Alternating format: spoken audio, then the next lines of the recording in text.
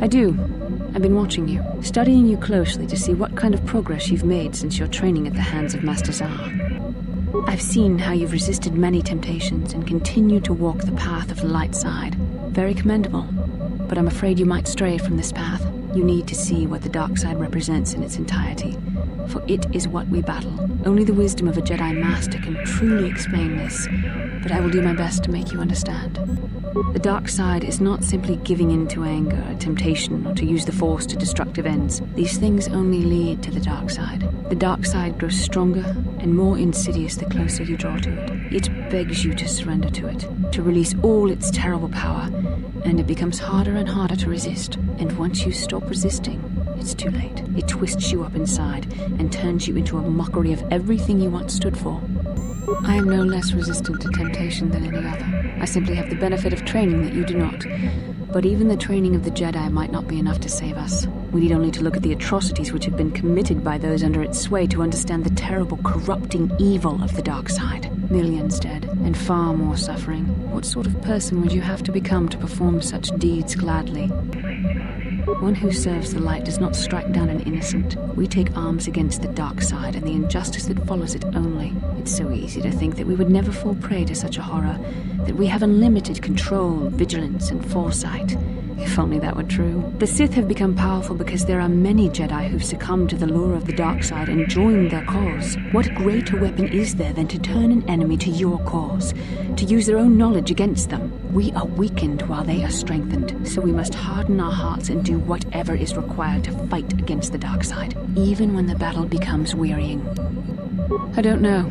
The vision of our future is clouded by shadows cast from the dark side. But I sense something ominous lurking in those shadows. But words alone cannot save one from the dark side. Come, we should continue with the task at hand. When the time comes, I only hope we are all strong enough to do what we must. What is it you would like to speak to me about? I have been thinking much about our journey, and I am grateful and honored that you have accepted me with you. I am not used to such unbiased acceptance from one who is nearly a stranger to me. We KOTOR do not make friends easily, or for long. Even on Tatooine, I remained alone. Not ostracized exactly, but separate. Yes, it was. I find it difficult to speak of those things. I do not want to live that way ever again. And here, it seems different. It is warming. I feel almost welcome. Needed. You seem to be very decisive when it is required of you. It is reassuring to know that I can count on someone like you. Yes, and that is my point. I find it difficult to explain. It is so different from what I am used to. Just thank you for accepting me. Well, I suppose I have not talked very much about the Jedi I met back home. They, all of them, were so very invigorating. They were so very alive, so full of hope and energy and zeal. In retrospect, I can see it was a little bit tragic. Well, yes.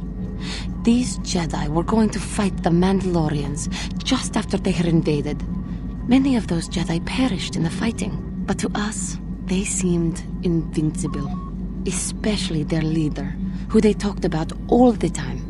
Paragons of light and justice, sweeping away all iniquity before them. It was like looking at gods. They were enthralling. Everyone wanted just to touch them. Some people thought it would bring them luck. Not that the peace they brought lasted very long. Of course they left. They had a war to go fight, so that we would not all be killed by those psychotic Mandalorians. The Jedi left. The people grew complacent. Those who had been wronged saw their chance at revenge. And so the cycle continues. The oppressed become the new generation of oppressors. The human oppressed, that is. The non-humans were never treated well in any case. We felt the brunt of both administrations. Yes, but humans seem the most pervasive, the most consistent. They took their frustrations and hates out on us because the people they wanted had already fled or were too well protected. But no one looks out for the injustices we suffered. Oh no, but I am sorry. I should not have outbursts like that. Don't you see? The very fact I mentioned it means it has its influence. Anger can lead to the dark side, and I must be ever careful that I do not fall back into those ways. I thank you for your support. My outburst was uncalled for, but you did not lash back at me. You are a much better Jedi than I, it would seem. But let us not speak more of this now. We should continue on our journey. Perhaps later we will talk again. Statement. HK-47 is ready to serve, Master. Statement. I know some elements of my functionality, Master, but not all. Qualification. I suspected that it might, Master, but without memory, I had no way of knowing whether or not I knew that was true.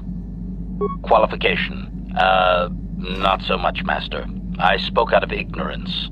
I assumed the Ithorian was responsible for my memory loss. That does not mean I am not a fully loyal droid willing to serve its master.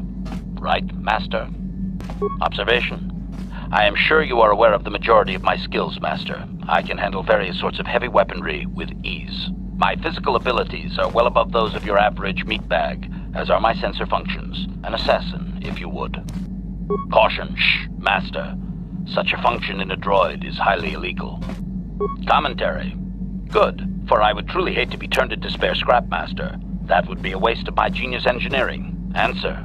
My assassination functions are currently non-functional, having been deactivated by the meatbag Ukalaka on Tatooine. Were they functional, you as my master would be able to specify a target, and I would operate independently to the best of my ability to terminate it. Answer. Not that I know of, Master. I still possess all my normal combat and stealth abilities, however. Answer. Some of my motor functions can be safely repaired, Master, but anything in relation to my memory core is extremely sensitive. I have safeguards installed to protect that core that I cannot deactivate. It is not impossible that other, lesser memory functions could be restored, however. Answer.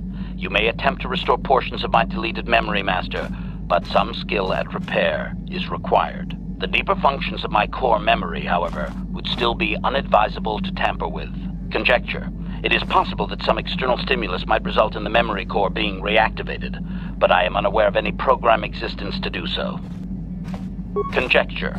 There may be hidden programming that awaits certain conditions to reactivate my memory core, Master, but there is no way to know. It is quite possible that tampering has simply erased my core permanently. If that is so, a meatbag will surely pay. Affirmative. If you believe your skills are up to the task, Master, then I can certainly guide you through the process. Request. I only ask that you be oh so very careful, Master. I am too valuable and well crafted to perish at the hands of ineptitude. Negatory. No, Master. You are not a droid, however, and therefore your skills are limited by the physical capabilities of your meatbag extremities, or some such.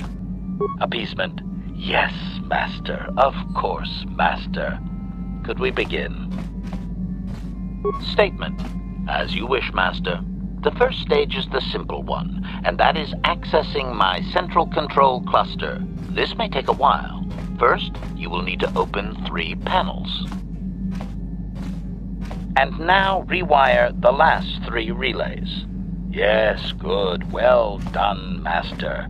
I believe your operation was a success. Accessing new memory. Access complete. I have restored a great deal of information about my previous owner, Master. Would you like to hear it? Recitation. The earliest memory of my last owner specifies that he was human, a low-ranking commercial officer for SizeTech Corporation. I am unaware of his designation. He purchased me from an acquaintance I cannot identify for the purposes of protocol and bodyguard duties. Explanation. Affirmative, Master. I had assumed that my previous owner was the corporation itself. This is not the case. The human purchased me privately. Observation. Not that I could perceive, Master. The human believed that accompaniment by a bodyguard droid would increase his importance in the perception of others. Explanation. That previous owner is part of memories that are still deleted, Master. It is customary for droids' memories to be wiped when it is sold. Answer. Negative, Master. The human was terminated by this HK-47 unit prior to system shutdown. Affirmative, Master. though I had not been programmed to do so. The human's termination was accidental. Explanation: my former master had owned me for a duration of 2 standard months before discovering my assassination protocol. He was pleased by the discovery. The human informed me that a competitor corporation was preparing to market a product that would ruin him personally. He was most agitated. He activated my assassination protocol and instructed me to kill all those responsible for the competing product. I proceeded to carry out my order. My former master was unaware of this, but the competitor was in fact an arm of SciTech Corporation, my master's own employer. It did not take long for my master to realize his mistake. By then, I had already terminated 104 corporate officers. Statement: it was nothing really, Master. The majority of them were not even expecting it, and I moved very quickly. I do not know why my master was so upset, really. He was an officer of SciTech and a potential target, but I cannot terminate my own master. I would assume that being the sole officer remaining, he would surely be promoted. Instead, however, the human chose to go insane with rage and attack me. Objection? Naturally not, Master. As I said, I am incapable of purposefully terminating my owner. That would not be allowed. My master was not a smart man, however. While he was screaming and stabbing me with a writing utensil, he managed to pierce one of my actuators. The resulting shock terminated him and sadly destroyed my assassination protocol. Pure luck on his part, I suspect. Statement: I was only doing as I was told, Master. I would have told the human the proper codes to deactivate my protocol, had he asked. I shut down immediately whenever my master dies. I can only assume that while I was shut down, SciTech was dismantled and I was auctioned off as former corporate property. Observation: no doubt my sale price was quite cheap, leading to Yukalaka's purchase. How very demeaning. Statement: how could they? The vast majority of the officers had already been terminated. They likely assumed I was mere chattel. Observation: so am I, Master, though I apologize for not having an assassination mode to offer you. Assessment: I do not believe so, Master. It would require complete dismantlement of my chassis, a most involved procedure. I have recovered knowledge of some other actuators which will enhance my performance, Master. I will activate them now, but as for my own history, negative. It will require further effort on your part to restore them, if you wish. Though certain stimuli could always restore my core still, as I explained. For now, please excuse me, Master.